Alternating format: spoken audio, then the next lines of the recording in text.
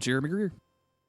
And I'm Gary Butterfield. And this is Days of Future Cast, the podcast that asks, is mind wiping people bad?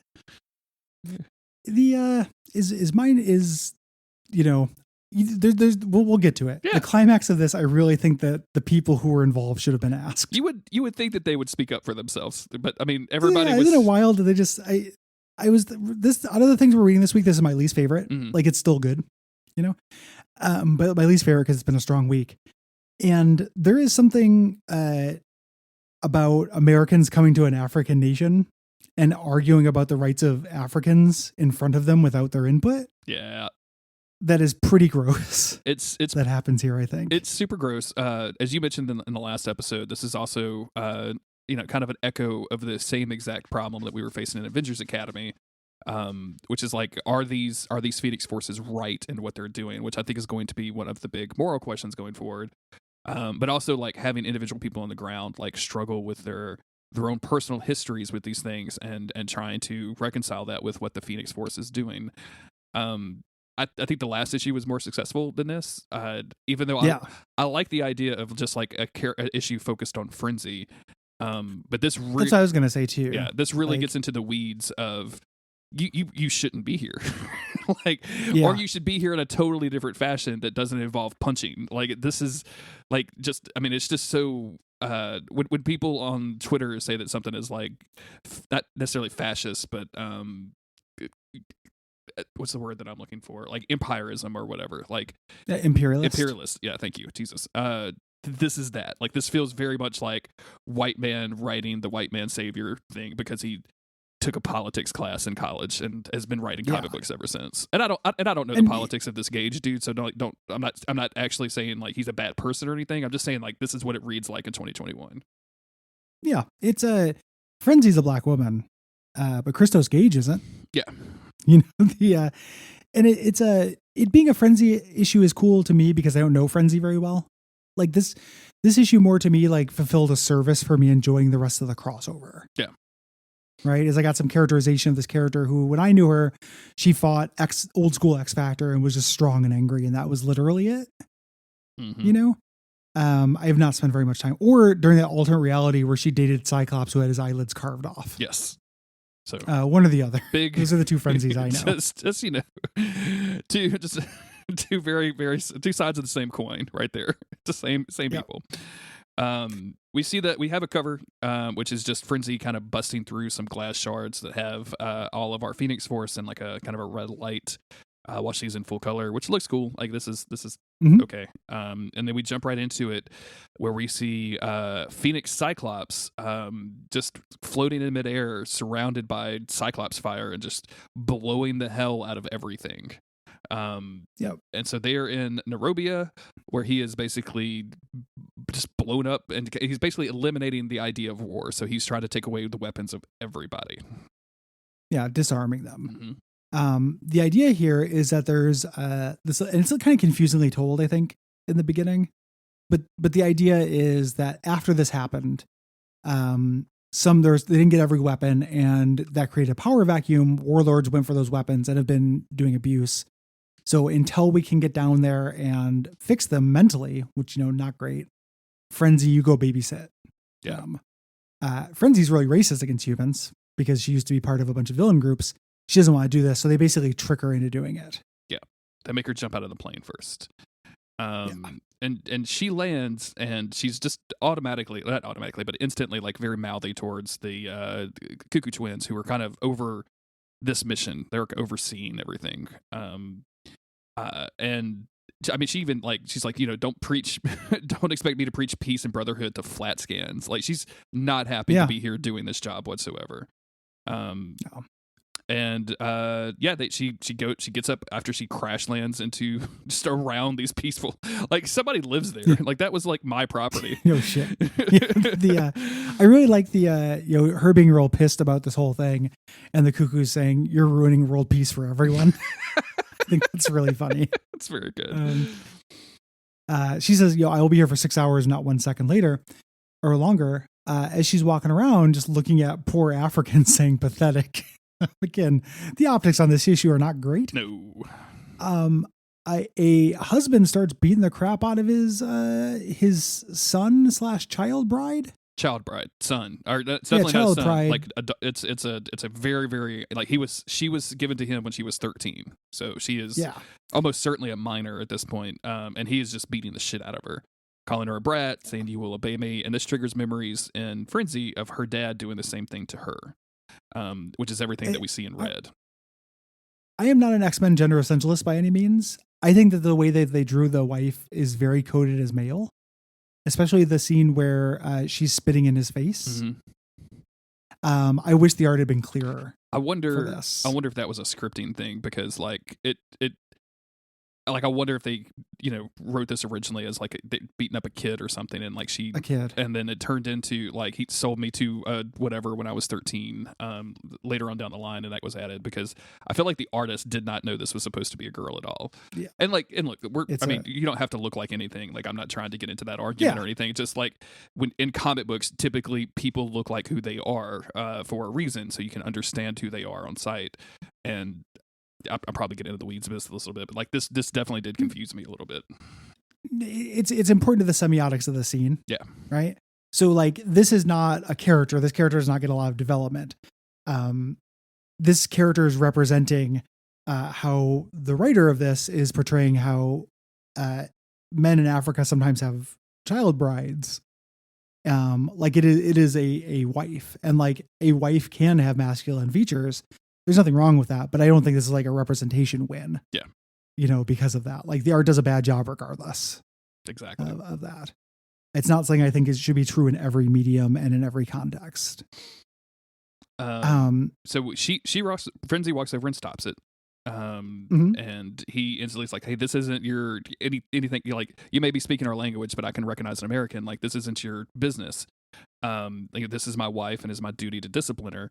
And she looks down at the girl and says, his wife, was this your idea? And she says, no. And the guy is like, look, if you don't leave, I'll have to teach you some discipline. And she's like, yeah, definitely let's try that. Like, I dare you to try that. The politics of this issue are fucking nuts, because he's like, return to your aid group, hand out some food, pat yourself on the back, and go home. Like, there's a lot going on here. Yeah, I get like, is the idea that Cyclops rolled in, blew up all of the weapons, and just rolled out, and now like the X-Men are providing aid and like just some basic ass foodstuffs to these people, like to help them along? Like, it's real fucking weird. The X-Men are not just destroyed. Like when they did the montage of what the X-Men have been doing, they've been doing tons of humanitarian stuff as well as the Phoenix Five. I think the disarming is the controversial thing, but them creating farms and food for everyone is the non-controversial thing. They're doing. So like, they are giving this area food. We don't see it in this issue because again, it feels like kind of bad communication or disconnected. Mm-hmm. Here, but I think that is the idea. They're not just blowing up weapons.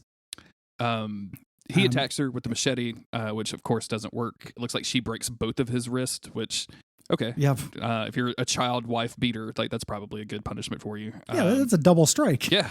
Right there. And you don't get a third swing on that one. I'm sorry. Child takes up two. That's two strikes are out when it comes to child brides and beating them. Exactly. Fucked up a couple times there. He says like, you're not going to achieve anything.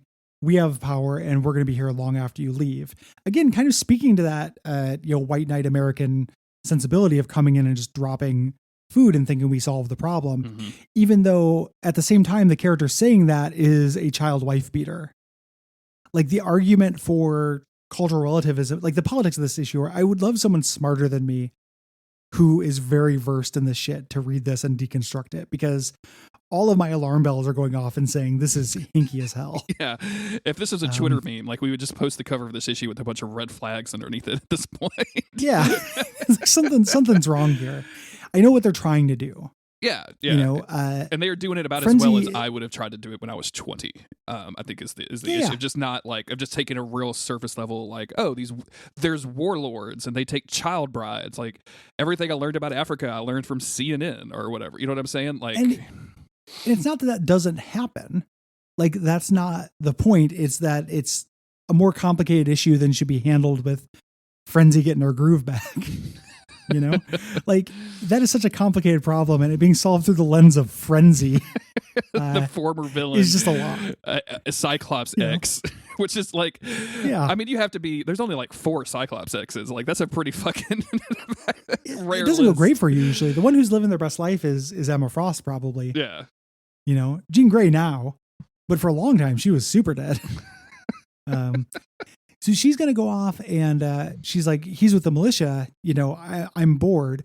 I'm gonna go off and fight the militia. And the child wife is like, you know, I'll help. She originally kind of rejects this, but then she keeps having flashbacks to her dad beating her and sees herself in this woman and decides to let her go. This is, I think, supposed to be like a human softening moment for Frenzy as well. Yes. You know, in addition to like an absolutely confounding political statement. Yeah, absolutely it is. And whether or not that works, I think it'll depend on how, like, what happens after this with Frenzy. Because in my mind, like, especially with the X-Men Legacy book being so closely tied to Rogue up to this, like, if the next issue was just going back to Rogue and we're not going to really talk about Frenzy that much, then, like, why are we here? Like, what was the point of this? The only thing it accomplishes to me is teaching me about Frenzy. Yeah. Because I did not know anything about Frenzy, really. This child bride who up to this point I think still has no name, which is also, you know, problematic. Not sure she gets one, does she? I don't think so. Jesus Christ. I don't think any of the African characters in this get a name. I wonder if she's psychic too. They're literally props. Is this a Stephen King novel? Like, is she on the spectrum? Is she she's psychic? Little McGinty and she runs the general store. Can she talk to aliens for some reason? But she asked, like, where did you learn to hit like that? When was it your father? Or who taught you how to fight? And she remembers once again, her father just literally smacked her across the face for touching her brother's toys. And the kid picks up on this. It's like, oh, like he beat you. And we learned a little backstory of like, oh, like, you know, my brother was the perfect son and was the child that he always wanted. I was an accident and I was always sickly and I couldn't do anything. So he always called me useless. I was just another mouth to feed. And my mom would just, you know, completely ignore this.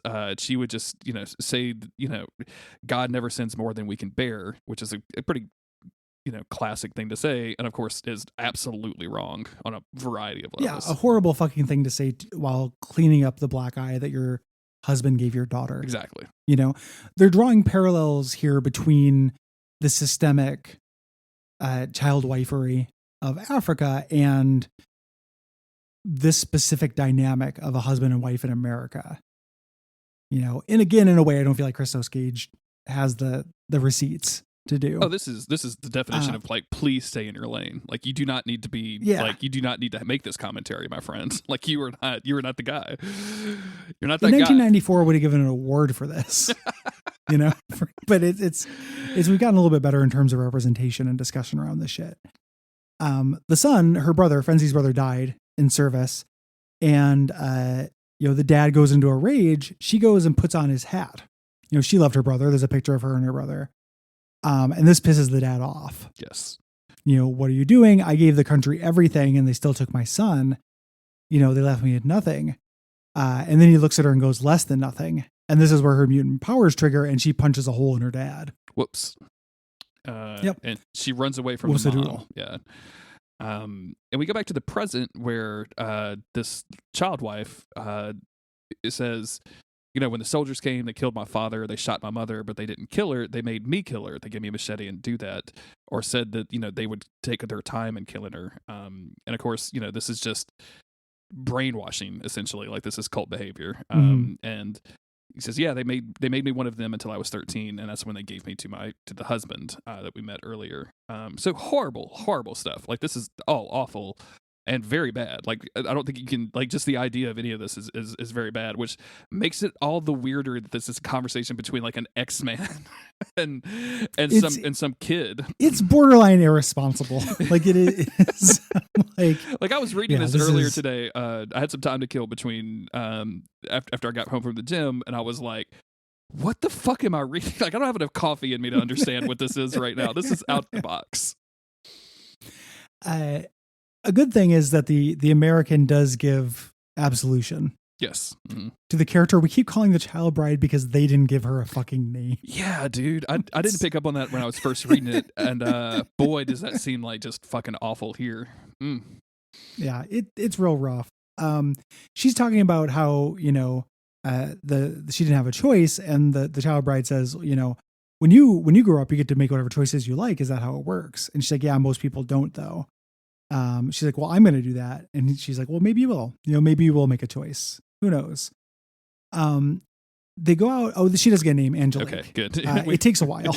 To our credit, they don't ask for, Frenzy doesn't ask for a name until a couple pages before the end of this comic. Page 17 of 23, to be exact. We're 2/3 of the way through the book at this point.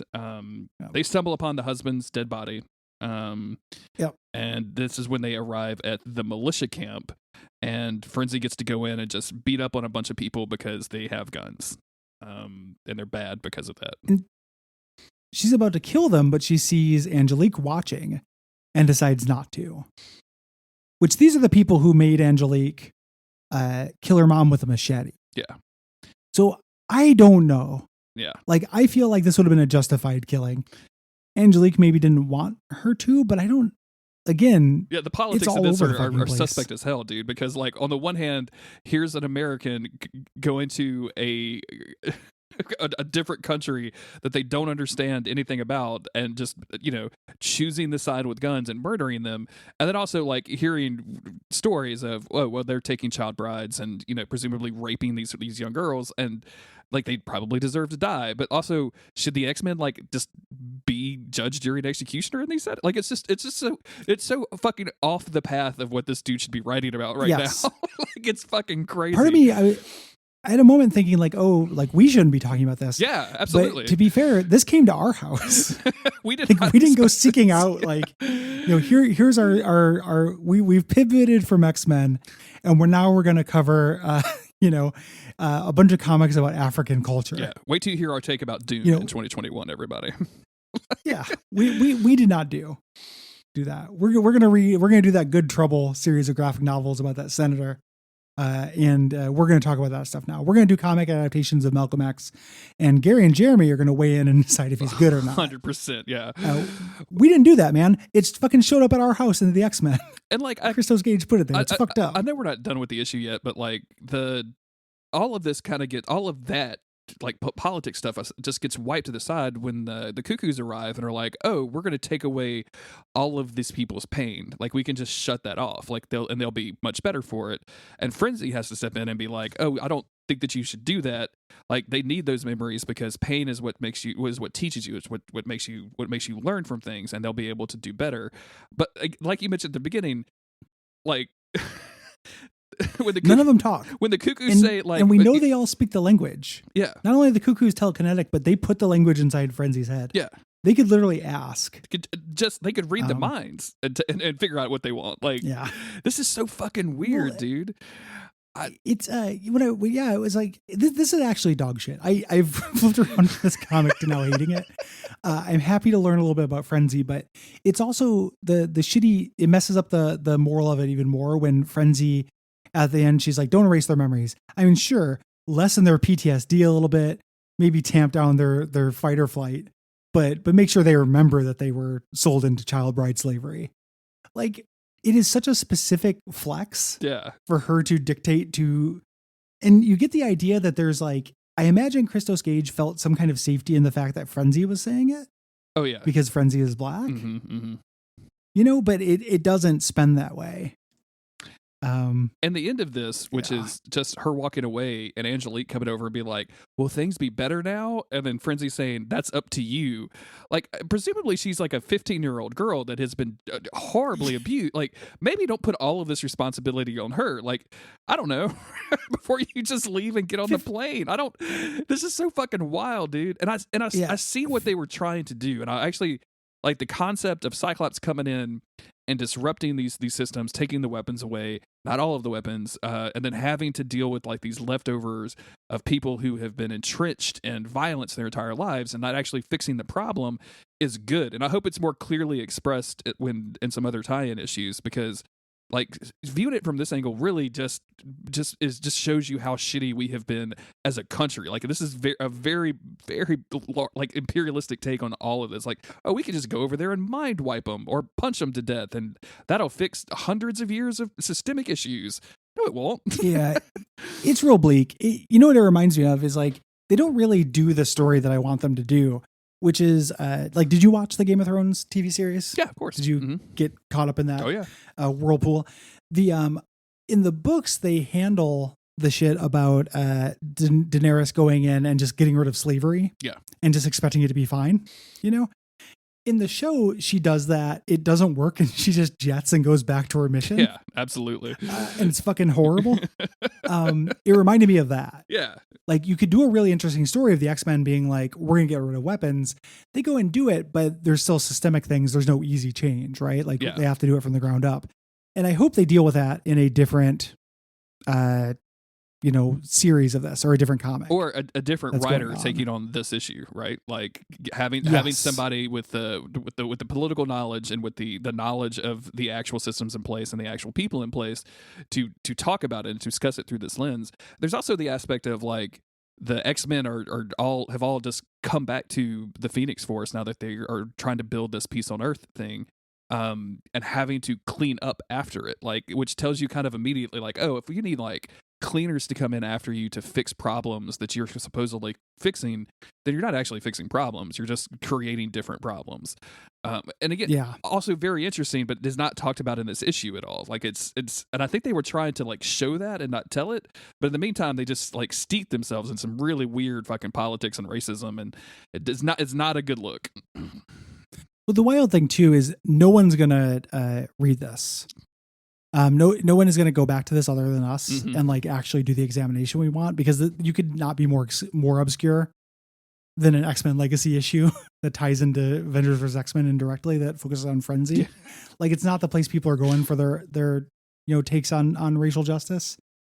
But I would love to see it examined that way. Yeah. So hopefully I'm wrong. I would too.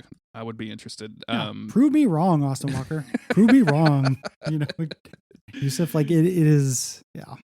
So I'm curious if I can there's actually IGN has a review, believe it or not. Oh.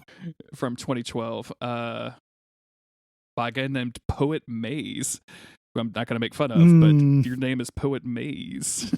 Just all I'm going to say. Anyway, this issue is crap.